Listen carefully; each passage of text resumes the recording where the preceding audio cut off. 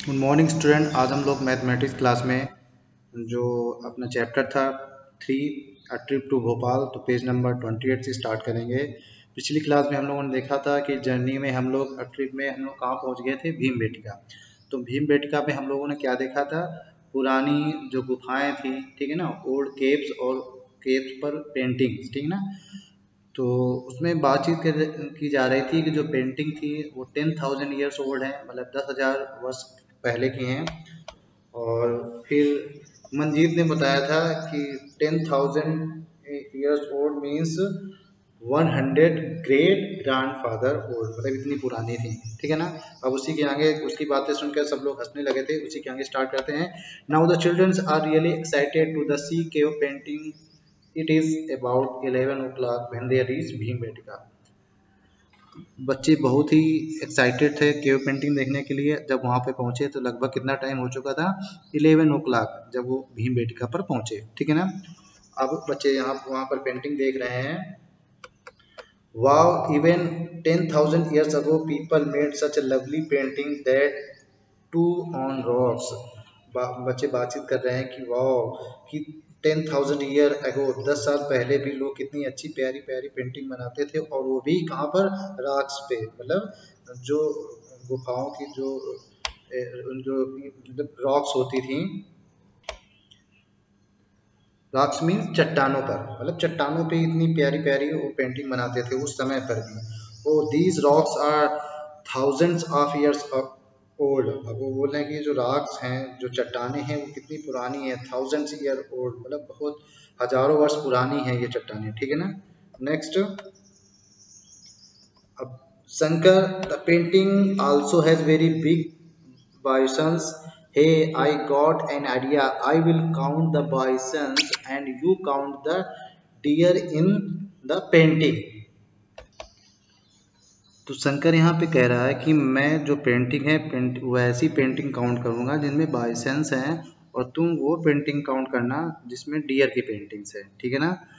बाइसेंस का मतलब होता है ऐसा एनिमल जिसके खुर हो पैरों पे, ठीक है ना। ये गोवंश भी होते हैं, या एक विशाल करके एनिमल्स होता है, ठीक है ना। या गोवंश वाले जो गाय जैसे एनिमल होते हैं उनको भी बोलते हैं। अब next, बोनोमाला, I will count people. Let us see which are the most bison, deer or people. अब बोनोमाला कह रही है कि मैं लोगों काउंट करूंगा, मतलब जो पीपल है उनको काउंट करूंगा, और फिर देखते हैं कि कौन ज्यादा है, बाइसन ज्यादा है कि डियर ज्यादा है, या पीपल या लोग ज्यादा है, ठीक है ना। तो यहाँ पर देखिए काउंट सभी ने काउंटिंग की है। तो 34, 35, 36, 37, तो यहाँ पे क्या है, आई गॉट 37 बाइसन। बाइसन कितने हैं, 37। फिर यहाँ पर नीचे 117 डियर, ठीक है ना, या इस तरीके काउंट किया है तो 117 डियर आए हैं। और तो यहाँ पे क्वेश्चन पूछा गया है, how many more deer are there than bison, मतलब यहाँ पे कितने डियर ज्यादा हैं बाइसन की अपेक्षा, ठीक है ना। तो डियर कितनी ज्यादा है बाइसन की अपेक्षा, तो क्या करेंगे, जो डियर है, डियर हमारी कितनी है, 117 है, ठीक है ना। और बाइसन कितने, 37। तो 117 में 37 को क्या कर देंगे, माइनस कर देंगे, सब्ट्रैक्ट कर देंगे, तो हमारे आंसर आ जाएंगे कि कितनी डियर ज्यादा है। चलिए इसको सॉल्व करते हैं। तो यहाँ पर ये मैंने सब्ट्रैक्ट किया है 117 से 37 को। तो 7 में 7 माइनस करो 0 आएगा, और 11 में 3 माइनस करो कितना आ जाएगा, 8 है। तो टोटल हमारे कितने डियर ज्यादा हैं बाइसन की अपेक्षा, 80। तो हमारा आंसर आ गया 80, ठीक है ना। Next, but Bonomola is happiest because the number of people is even more than the number of deer and bisons together. जो बोनोमेला थी वो और भी ज़्यादा खुश हो गई, क्योंकि जो नंबर ऑफ पीपल उसने काउंट किया वो उनसे भी ज़्यादा थे, अगर डियर और बाइसन्स को दोनों को एक साथ ऐड कर दिया जाए, ठीक है ना।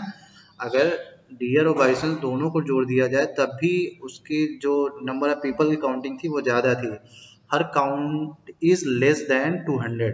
उसने काउंट किया है, कितना काउंट किया है, जो कि 200 से कम है, ठीक है ना। तो इसी से रिलेटेड क्वेश्चन है, हाउ मैनी पीपल मस्ट बोनोमोला हैव काउंटेड, तो कितने लोग काउंट किए होंगे, मतलब कम से कम कितने काउंट किए होंगे, ठीक है ना।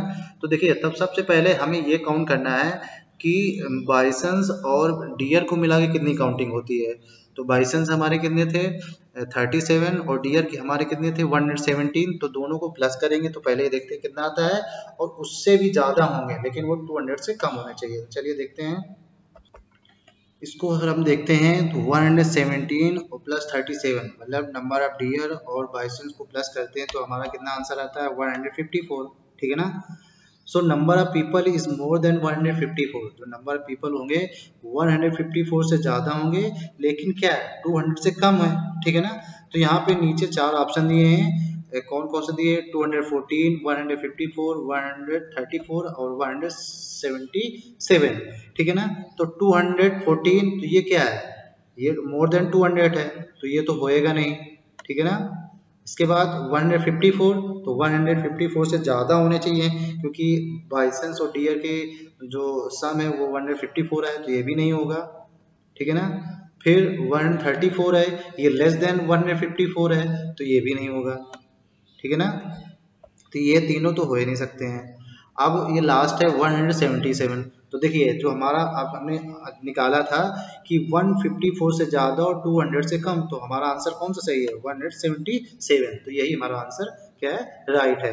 देयरफॉर जो नंबर ऑफ पीपल जो दोनों मैंने काउंट किया है तो कितना है 177। ठीक है ना। तो यहाँ पे आंसर लिख देंगे देयरफॉर नंबर ऑफ पीपल बोनो मौला हैव काउंटेड इक्वल टू 177। ठीक है। तो यहाँ पर ये आंसर लिख दिया है देयरफॉर नंबर ऑफ पीपल बोनोमोला हैव काउंटेड इक्वल टू 177। ठीक है ना। तो ये आंसर हो गया।